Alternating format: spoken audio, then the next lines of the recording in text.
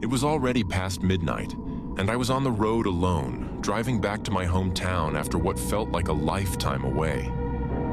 Something about the darkness out here, with the narrow road twisting through thick trees, made the hairs on my neck stand on end. Maybe it was exhaustion, or maybe it was just the oppressive silence that seemed to grow with every mile. The only sound was the hum of my engine and my own breathing. Everything outside was cloaked in dense fog, the kind that wrapped itself around the trees and crept close to the road like it had a life of its own.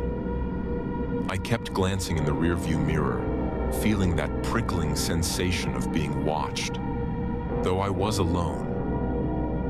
I brushed it off, gripping the wheel a little tighter.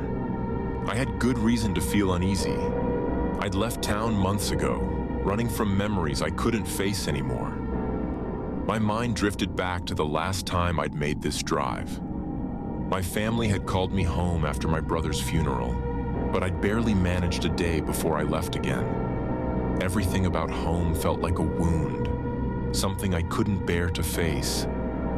And yet here I was again, pulled back to the place I couldn't escape. The silence felt heavier the further I drove. Then, suddenly, there she was. A woman, standing at the side of the road, her hair hanging long and wet, dripping down her shoulders. She was staring, but her face was obscured by tangled strands of dark hair. Instinct told me to keep driving, but something else, the same part of me that was afraid to go home alone, made me slow down. I cracked my window just a little and called out, "Do you need help?" She didn't move, didn't respond, just kept standing there, her head slightly lowered. It felt wrong to stop, but somehow even worse to leave her there, so I unlocked the passenger door. To my surprise, she opened it and slipped inside, moving so quietly that it was like she wasn't even there. As she sat beside me, her head remained down, wet hair dripping onto the seat. A chill spread through the car, and the smell of damp earth filled the air, like the smell of wet leaves and river mud. I tried to shake it off, telling myself I'd drop her off at the nearest town. But my heart pounded as I pulled back onto the road. "Where are you headed?" I asked, my voice coming out shaky. She didn't answer, only stared straight ahead. My eyes kept darting between the road and her face, barely visible beneath her curtain of hair. Something about her presence felt heavy, suffocating. The minutes stretched on in silence, broken only by the rhythmic drip of water hitting the seat. Each drop echoed like a ticking clock, driving me closer to the edge. Trying to break the tension, I asked again, "Are you okay? Did something happen?" Nothing. The only response was that soft drip, drip, drip of water.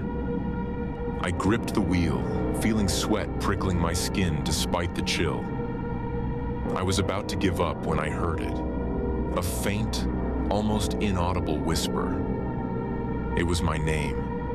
Her lips hadn't moved, but I heard it as clear as day, coming from the static on the radio. I reached for the knob to turn it off, but it was stuck.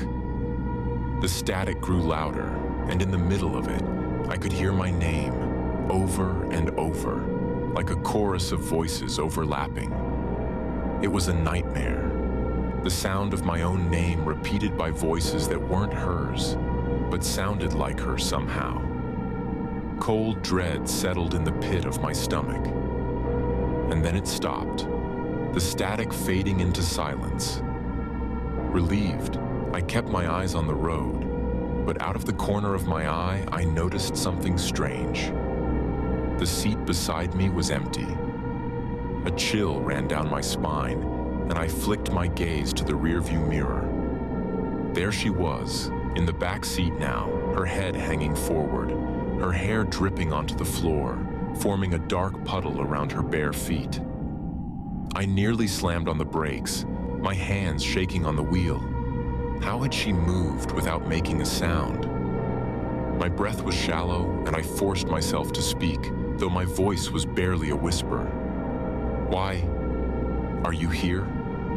She lifted her head slowly, and her face came into view in the mirror. Her skin was pale and bloated, her eyes hollow, black as midnight. A twisted grin pulled at her lips, and I felt a surge of terror so intense it left me paralyzed. Her voice came out in a rasp, every word dripping with malice. "You invited me." The car swerved as I tried to steady myself, my heart pounding, but when I looked back again, she was gone. Just like that, as if she'd never been there. But the smell of damp earth lingered, and my seat was wet, as if she'd really been sitting there dripping water. Desperation clawed at me as I sped down the road, hoping to leave her presence behind.